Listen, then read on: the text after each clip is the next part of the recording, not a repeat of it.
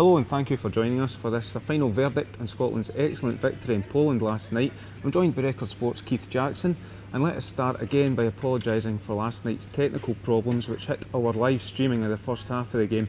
Thankfully it was resolved in time for the second half, and tens of thousands of viewers tuned in to see Scott Brown's excellent goal win the match for Scotland.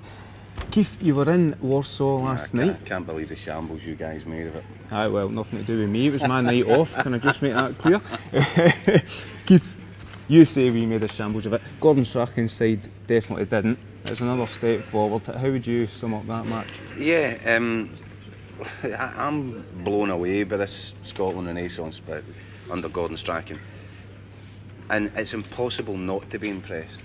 I've been saying for some time, as soon as Strachan hit this team, you just saw a change in mood. You saw a change in the way that the team has been organised. They didn't play particularly well when they had the ball last night.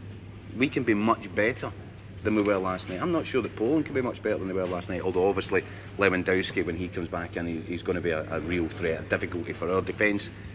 But Poland didn't look like creating anything. And my point about Scotland, and I'll say it over and over again, when you watch Gordon Strachan Scotland, these players could play with blindfolds on. They are so well meticulously drilled on the training pitch. Each of them knows what position to be in at any given time. Wherever the ball is, you can see that they fall into place all over. That's what makes us so difficult to beat. It's no accident that we've now gone, what is it, five games unbeaten? 5 games unbeaten, 4 games with a clean sheet. That was last seen when Craig Brown was manager. 3 games away, successive victories away from home. You know, the evidence is really stacking up here, and it's impossible to ignore. We are going places under Gordon Strachan, and in fact I'll go as far right now, put my whole thing on the line right now and just say we will make it to this next Euros, and I think we'll go straight there in second place in Group D. Where do we go from there then? You know, it's impossible not to. Now there is an argument, and we should bear it some cognizance, that we haven't really started. When he took over the campaign, it was doomed already. There was a lot of pressure off in that respect in terms of getting, but the performance levels have just increased to such a level now that I'm really, really confident that Gordon Strachan has taken us to these finals, and last night was just more proof. We are winning games in difficult grounds away from home without playing particularly well. We didn't play particularly well in Norway, we didn't play particularly well last night, but these teams don't look like hurting us. And that is because of the amount of work that Gordon Strachan is doing. He is the first to admit that we need to improve. We need to improve in the final third with what we do with the ball. But when you look at the quality of the players that we've got, you know, I look at that team last night, and you've got Ross McCormick come in from nowhere. He's a proper football player. Ketchian is you know, he will blow hot and cold as most wingers do, but he's a threat just because of his pace. Barry Bannon's a lovely user of the football.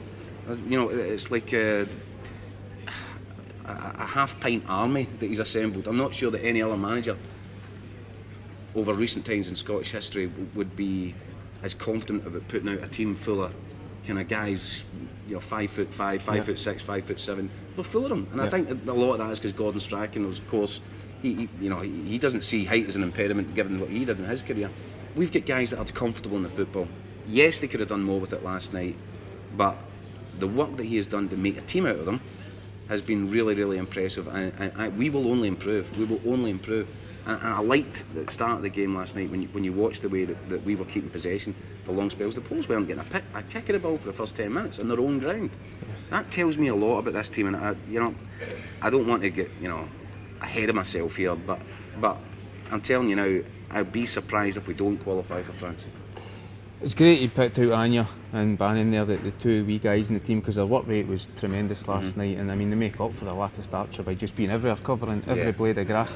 But interested to hear what you said about Poland there. Do you genuinely believe they can't get much better than what they? No, they are ordinary. They're a really, really ordinary side. Even by throwing in the likes of Lewandowski will make a difference because he's a danger. Of course, he's top class. He's better than anything we've got. But I don't see Poland creating chances for him.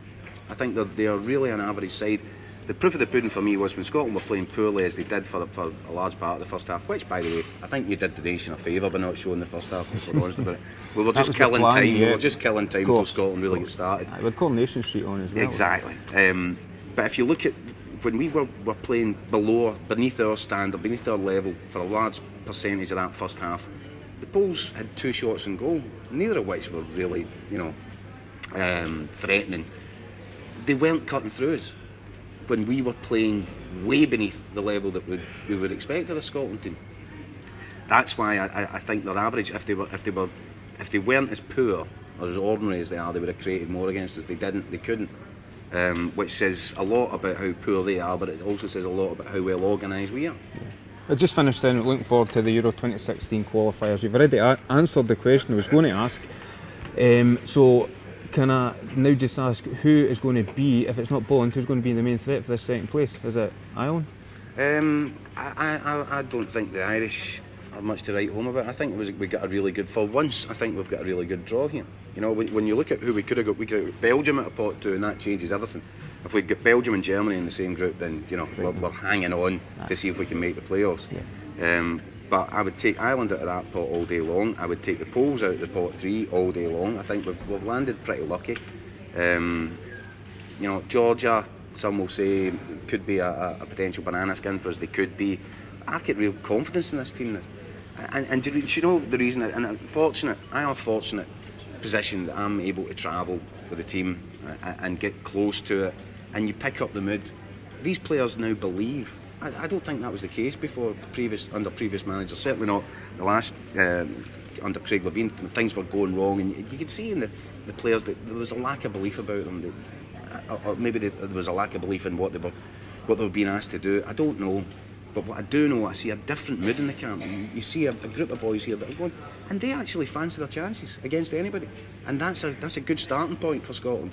But I also do believe that we've got a better quality of football player now, and the methods and the tactics that Gordon Strachan is employing are designed to fit. It's a good fit. There's a good fit about this Scotland squad, and yes, the Germans will romp the group. I don't think anybody should be in any doubt about that. Of course they will.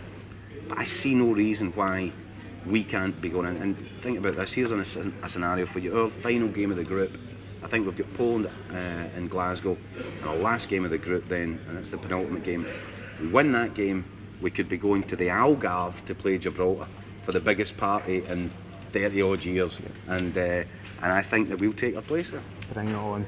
Okay, Keith, thanks again for joining us. And I'll look back at last night's action. Let me just say, Keith, we've dragged him out of his bed.